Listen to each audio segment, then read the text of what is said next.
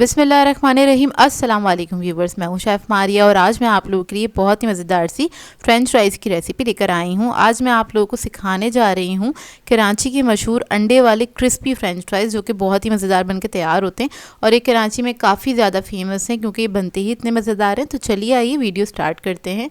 तो इसके लिए मैंने 3 अदद बड़े साइज़ के आलू ले लिए थे और उसको हम सबसे पहले पील कर लेंगे।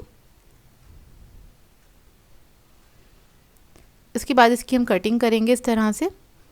आप लोग चाहें तो फ्रेंच फ्राइज़ का जो कटर होता है वो भी यूज़ कर सकते हैं। इधर मैं फ्रेंच फ्राइज़ मीडियम साइज़ की कट करूँगी, ना ही बहुत ज़्यादा मोटा रखेंगे इसको, ना ही बहुत ज़्यादा पतला रखेंगे। तो देखिए इस तरह से बस मैं इसको कट कर लूँगी।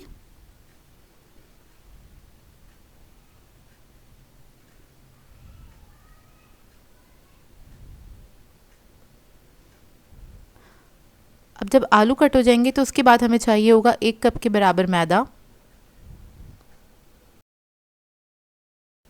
इसके अंदर ऐड करेंगे हम अदरक का पाउडर 1 टीस्पून, लहसुन का पाउडर ऐड करेंगे 1 टीस्पून, काली मिर्चों का पाउडर ऐड करेंगे 1/2 टीस्पून, नमक ऐड करेंगे 1 टीस्पून, लाल मिर्चों का पाउडर ऐड करेंगे 1 टीस्पून, चिकन पाउडर ऐड करेंगे 1 टीस्पून। इस सबको अच्छी तरीके से मिक्स कर लेंगे। अब इसके बाद क्या करेंगे, जो फ्रेंच फ्राइज़ है यानी कि जो आलू हैं इसके ऊपर हम ऐड करेंगे 2 अदद अंडे और थोड़ा सा नमक ऐड करेंगे। अंडों को अच्छी तरीके से आपने मिक्स कर लेना है। फ्रेंच फ्राइज़ के ऊपर अच्छी तरीके से एक कोटिंग सी लग जाएगी इसकी। इसके बाद इसके अंदर ऐड करेंगे हम मैदा। तो मैदा आपने थोड़ा थोड़ा करके ऐड करना है, एक साथ सारा नहीं ऐड करना है। अब थोड़ा सा मैदा ऐड करेंगे और उसको इस तरीके से आपने मिक्स करना है। इससे क्या होगा, इसके ऊपर क्रम्स बनने स्टार्ट हो जाएंगे।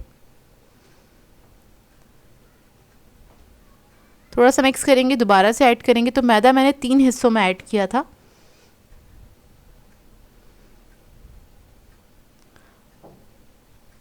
ये देखिए इस तरह से आप ऐड करके इसको मिक्स करते चले जाएंगे और बहुत ही मज़ेदार से इसके ऊपर क्रम्स बन जाते हैं, जिसकी वजह से ये जो फ्रेंच फ्राइज़ हैं बहुत क्रिस्पी बन के तैयार होती हैं।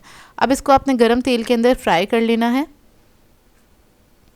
और एक बात का ख्याल रखिएगा, जब आप आलू ऑयल के अंदर ऐड करेंगे तो जब तक इसकी कोटिंग स्टेबल नहीं हो जाती जब तक आपने इसको टच नहीं करना है। तो इसी तरीके से इसको फ्राई होने देंगे और ऐसे ही छोड़ देंगे। तकरीबन 10 मिनट तक आपने छोड़ देना है इसको। 10 मिनट के बाद आप किसी कांटे की मदद से इस तरह से इसको मिक्स कर सकते हैं। हल्के हाथ से इसको मिक्स कर लें और अच्छा सा कलर आने तक इसको हम फ्राई करेंगे। ये देखिए बड़ा मज़ेदार से इस पे कलर आ गया है। अब इसको हम निकाल लेंगे और निकालने के बाद आप इसको सर्व कर सकते हैं किसी भी सॉस के साथ। बेहतरीन फ्रेंच फ्राइज़ ही बनके तैयार होती हैं। एक बार इसको आप घर में ज़रूर ट्राई कीजिएगा, आप लोगों को बहुत अच्छी लगेंगी। सो व्यूअर्स, अगर आप लोगों को मेरी रेसिपीज़ अच्छी लगती हैं तो मेरे चैनल को सब्सक्राइब करें, लाइक करें, कमेंट ज़रूर किया करें, शेयर भी ज़रूर किया करें अपने फ्रेंड्स के साथ, फैमिली के साथ। तो मुझे अपनी दुआओं में याद रखिएगा। अल्लाह हाफ़िज़।